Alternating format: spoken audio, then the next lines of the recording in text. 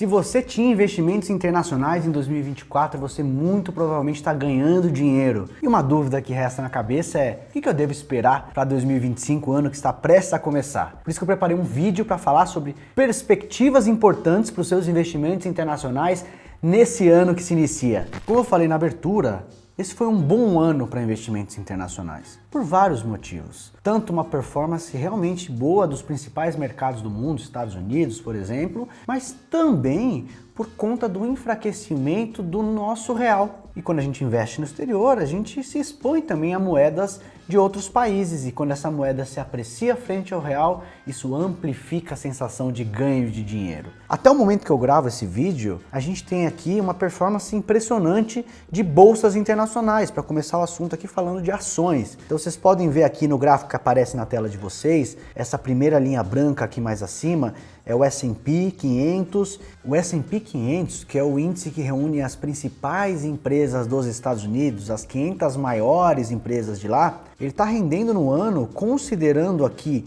o reinvestimento dos dividendos das empresas, 31,43% em dólar, pessoal. Se eu colocar na conta que o real perdeu força frente ao dólar no ano, essa rentabilidade é ainda melhor, é a rentabilidade que um brasileiro teria obtido.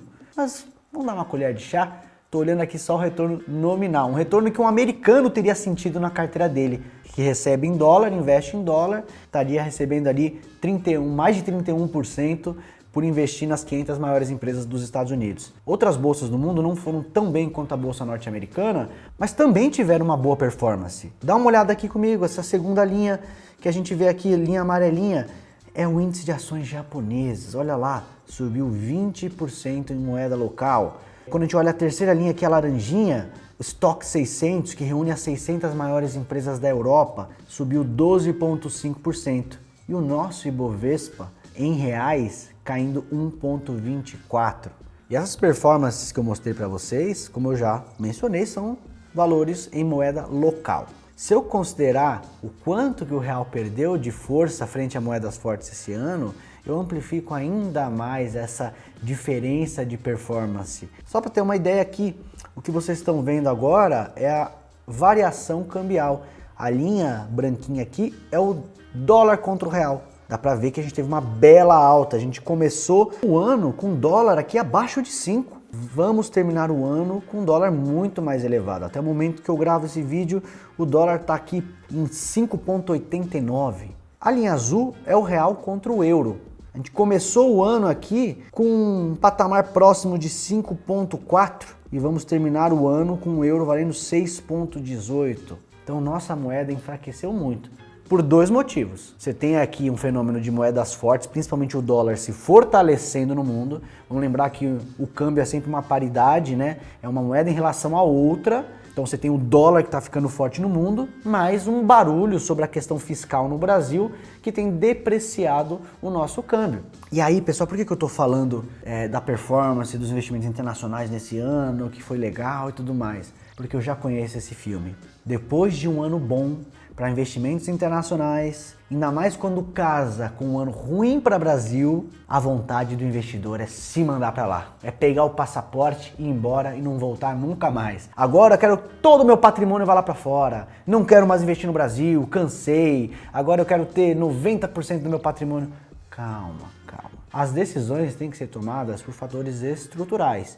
Se para você a tomada de decisão realmente é ter por muitos e muitos anos, 5, 10, 15, 20 anos, uma grande exposição a investimentos internacionais, tudo bem, mas faça isso de maneira estrutural. Não por conta do que aconteceu agora.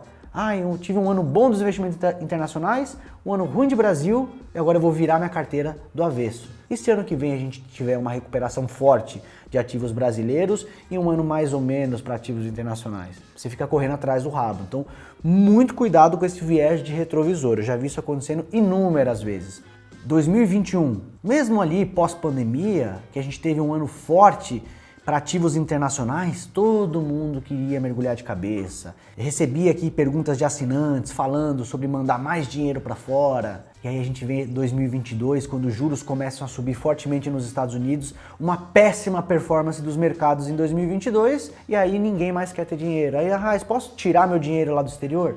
Não faça isso. Não fique correndo atrás do rabo, olhando para o que aconteceu no último ano e levando isso em consideração para uma tomada de decisão para o ano seguinte. Perfeito? Mas eu vou te dar aqui um panorama. Coisas para você pensar sobre o ano que vai começar. Primeiro, vamos falar sobre bolsa. Bolsa, na verdade, são investimentos em empresas, ações. E essas empresas, elas visam lucro, elas visam crescer, aumentar rentabilidade e assim por diante. Então, quanto maior for o crescimento de lucros de uma ação ao longo do tempo, maior tende a ser a apreciação do valor dessa ação. Tem muita gente que diz que o preço da ação segue o lucro dela. E quando você tem um ambiente de um juro menor, muito provavelmente você facilita o crescimento dessas empresas, porque o dinheiro fica mais barato. E a gente está num momento de um juro mais elevado no mundo. Os Estados Unidos começou a cortar juros, eu sei disso. E corte de juros, historicamente, tendem a estimular a economia, que poderia ser bom para as ações. Mas a discussão que eu coloco aqui é, será que o juro vai ser cortado na mesma magnitude e velocidade que o mercado espera? Porque a gente teve um cenário eleitoral agora. Donald Trump será o novo presidente dos Estados Unidos, entrando em 2025. E a política do Donald Trump já tem muita discussão de ser uma política mais inflacionária, uma política de elevação de tarifas. Então, se a gente tiver que conviver com um ambiente mais inflacionário, isso significa que o juro também vai ter que ser um pouco maior. Então, acho que a gente vai ter um patamar de juro mais baixo do que a gente teve nesses últimos anos, mas talvez o Fed não corte mais tanto como já cortou e talvez isso promova um crescimento menor do que se espera. Mas ainda acho que a gente vai ter um ano bom para ações, principalmente nos Estados Unidos. Uma outra coisa para a gente pensar sobre os Estados Unidos mais especificamente é que a maior parte da valorização do mercado, quando a gente olha o índice S&P 500 como sendo ali uma representação do mercado norte-americano, essa valorização ela foi concentrada em poucas empresas. Se a gente tira da conta Microsoft, Nvidia, Tesla, Google, Meta, essas 7 magníficas, né? As Magnificent Seven, como são chamadas, a rentabilidade do S&P seria muito menor do que a a gente viu. Mas porque essas empresas também, essas magníficas, elas tiveram, em média, crescimento de lucros de 2 dígitos. Veja, a Nvidia em 2024 sobe uma barbaridade. Quando a gente vai olhar o lucro por ação da empresa, não está muito diferente do lucro por ação do começo do ano. Quer dizer que ela cresceu muito o lucro. Isso impulsionou também a valorização de suas ações. Enquanto o crescimento de lucros para as outras 493 empresas do S&P, em média, foi muito menor. Eu tenho a expectativa de que esse gap ele vai se ajustar. Talvez no ano que vem a gente tenha uma performance melhor, um maior crescimento de lucros dessas outras empresas que ainda não andaram tanto e talvez um crescimento de lucros um pouco menor dessas gigantonas que já andaram na frente. Mas no geral, bolsa vai bem. Eu acredito que teremos sim um bom ano para a bolsa em 2025. Queria falar agora sobre o tema renda fixa. Pessoal, não existe só ações no mundo. Eu sei que muitas vezes é o primeiro passo que um investidor ou uma investidora internacional toma quando quer diversificar sua carteira para além das nossas fronteiras, porque é o que está mais acessível. Da Bolsa Brasileira mesmo, eu posso comprar BDRs, eu posso comprar ETFs internacionais que estão aqui, é fácil de acessar. Tem muita corretora prestando serviço para cliente brasileiro, Avenue, Banco Inter, XP Internacional, BTG Internacional. Então hoje está muito fácil investir lá fora. E normalmente quando a gente vai para fora, a gente procura as teses mais chamativas, as ações. Ainda mais quando você olha e vê essa performance maravilhosa que esses ativos têm entregado nos últimos tempos. Mas não existe só ações no mundo. Você precisa ter diversificação entre classes de ativos. Ainda mais num ambiente onde o juro vai ser um pouco mais alto, como a gente comentou. Isso traz uma possibilidade da gente retirar um pouco de chacoalho da nossa carteira. Porque historicamente, renda fixa norte-americana, os bonds, principalmente os títulos públicos aqui, eles têm uma correlação negativa com bolsa. Então, em média, quando a bolsa norte-americana está se valorizando, os bonds estão se desvalorizando e vice-versa.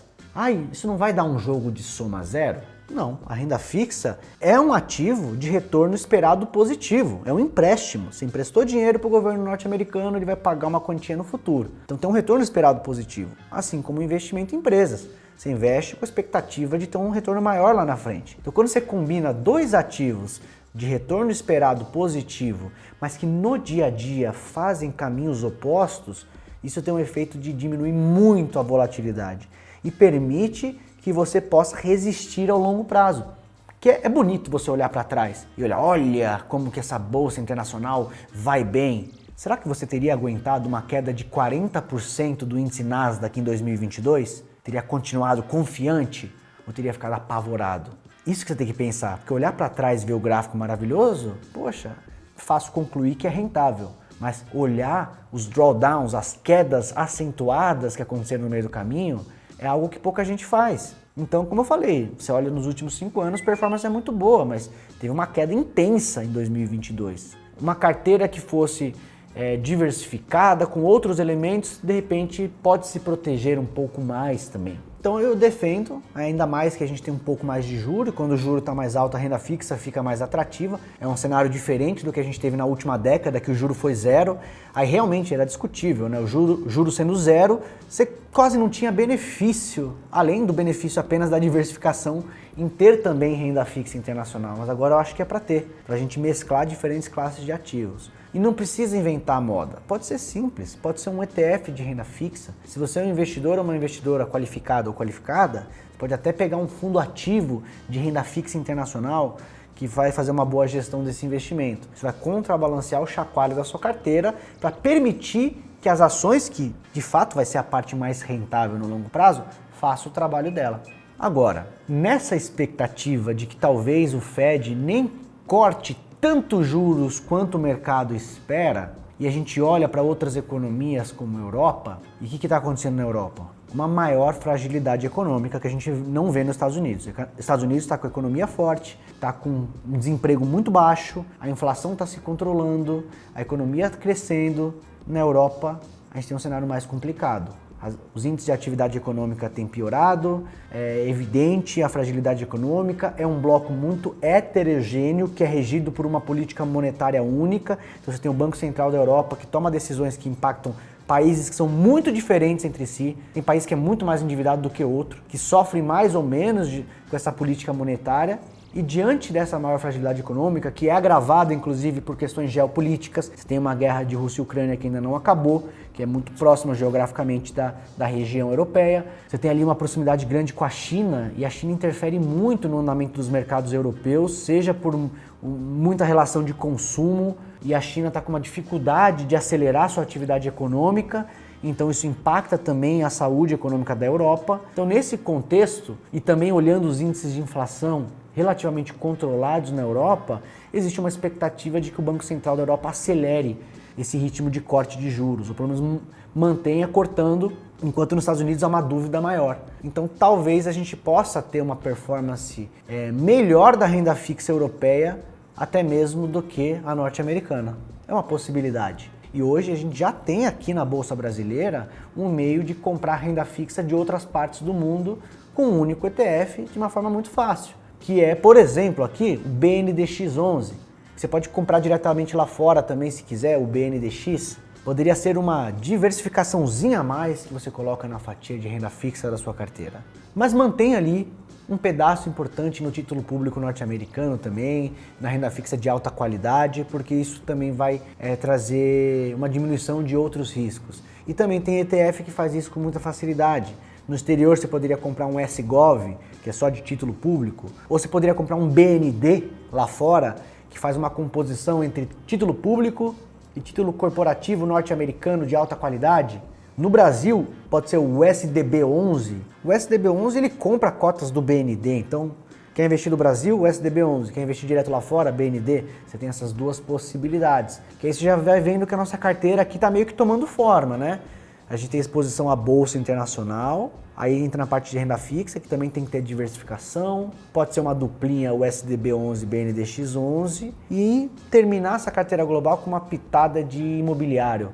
Que tal? Sei que o brasileiro tem essa paixão por investimento imobiliário, não é à toa que o mercado de fundos imobiliários no Brasil é dominado pela pessoa física, e a gente tem como investir em imóveis do mundo inteiro.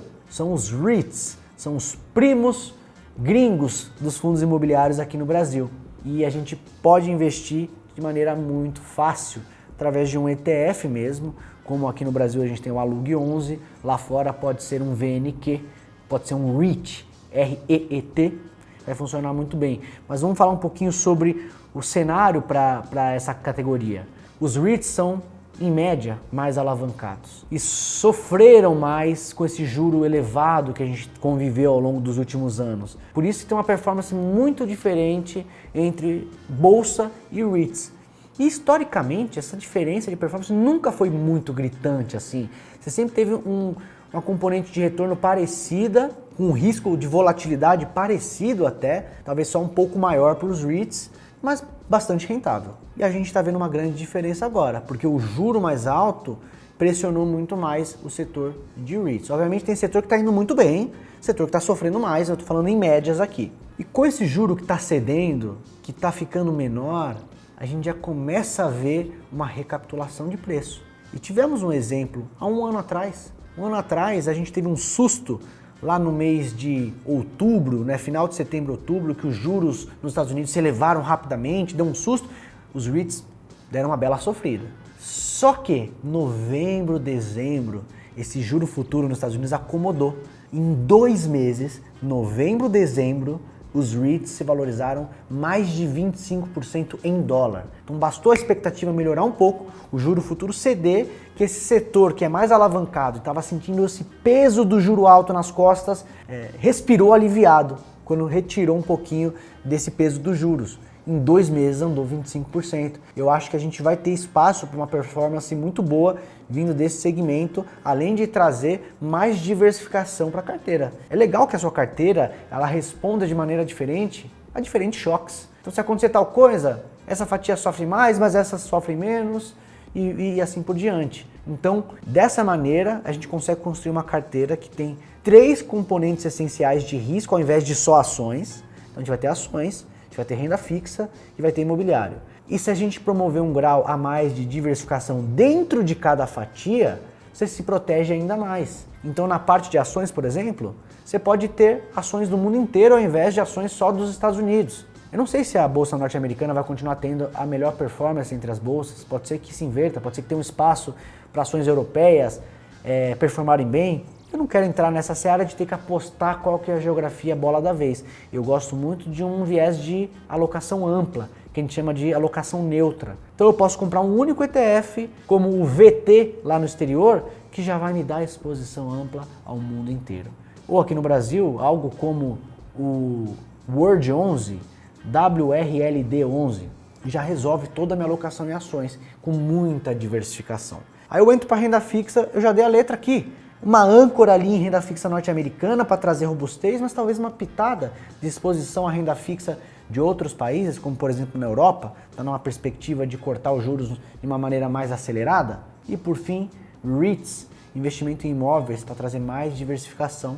E eu posso fazer isso de uma maneira simples, comprando um ETF. Você pode perceber, tem muito vídeo meu aqui no canal falando sobre isso também, porque eu estou falando muito de ETF e eu não mencionei aqui ações que você comprar, se eu acho que é uma boa comprar Nvidia, porque eu acho que é muito difícil, em prazos longos, a gente fazer seleção de ações e ter resultados melhores do que um índice amplo. E não é um achismo, tá? São o que os dados mostram pra gente, ano após ano após ano. Num mercado que é tão eficiente quanto o mercado internacional, principalmente o norte-americano, é muito difícil que você seja mais inteligente que a média ou tenha acesso a uma informação que a maior parte do mercado não tem, ou que tem uma capacidade de análise superior para interpretar um dado mais rápido e melhor do que o resto do mercado. Por isso que a maior parte, inclusive dos investidores profissionais, não consegue um resultado maior do que o benchmark, do que o índice de referência ao longo do tempo. Você pode conseguir isso ao longo de 1 ano, 2, mas em prazos longos as estatísticas mostram que é muito difícil. Se eu tivesse comprado só uma ação Nvidia esse ano, eu teria ganhado mais dinheiro em Nvidia do que comprando um ETF que segue o S&P. Mas eu também estou me expondo a um risco muito direcional de uma única empresa. Em 10 anos, eu não sei se isso vai continuar sendo verdade. Pode ser que seja, pode ser que não. Eu prefiro limitar esse risco, porque eu sei que investir de maneira ampla, isso vai me dar um bom resultado. E vai me fazer correr menos riscos e ainda vai facilitar o processo para que eu não tenha que empregar essa análise competitiva para tentar decidir qual que é a carteira, qual que é o setor que vai andar mais, qual que é a empresa que vai ter o melhor resultado, quando o mundo inteiro está competindo comigo. Ao mesmo tempo que você está olhando o resultado de Nvidia, vai ter um gestor profissional em Singapura com dezenas de PhD ao lado dele, olhando a mesma coisa que você. Então é muito difícil que a gente tenha essa capacidade de análise superior. Por isso que eu gosto sim, na parte de ações, ter a maior parte da minha carteira de forma passiva, usando bons ETFs baratos que me ofereçam a exposição que eu quero. Aí eu fecho uma carteira muito saudável que deve performar muito bem também em 2025, com ações, renda fixa e investimentos imobiliários. Só toma cuidado com aquilo que eu falei no começo do vídeo, não mergulhar de cabeça por conta da gente ter um bom resultado em 2024, por mais que tenha um prognóstico positivo para 2025 também, não acho que você tem que virar sua cabeça de ponta cabeça por isso. Monta a sua posição estrutural, investe nas classes de ativos de maneira diversificada e separa uma parte do seu patrimônio para investimentos internacionais. Aqui na Finclass a gente determina que para começar os 20% de exposição internacional estaria super bacana para você. Então define esse percentual para o longo prazo, não fica rediscutindo ele a cada mês ou a cada momento que o noticiário fica mais ou menos alarmante e carregue isso para o longo prazo, rebalanceando a carteira e fazendo aportes recorrentes. Essa é a fórmula da riqueza. Mas e aí, pessoal, fez sentido para você esse vídeo? Falamos sobre diferentes classes de ativos, muito provavelmente teremos um ano bom, não sei se tão bom quanto o que a gente teve, mas ainda assim imagino que teremos um ano de retornos positivos. E se você gostou do vídeo, já deixa o seu like, se inscreve no canal, manda esse vídeo para aquele seu amigo que perdeu o bonde do internacional e agora está querendo mergulhar de cabeça. Manda para ele respirar fundo e fazer as coisas da maneira certa, possivelmente conosco aqui da Finclass, com a nossa carteira e acompanhamento de investimentos internacionais. Vou ficando por aqui, um grande abraço e um excelente 2025 para você.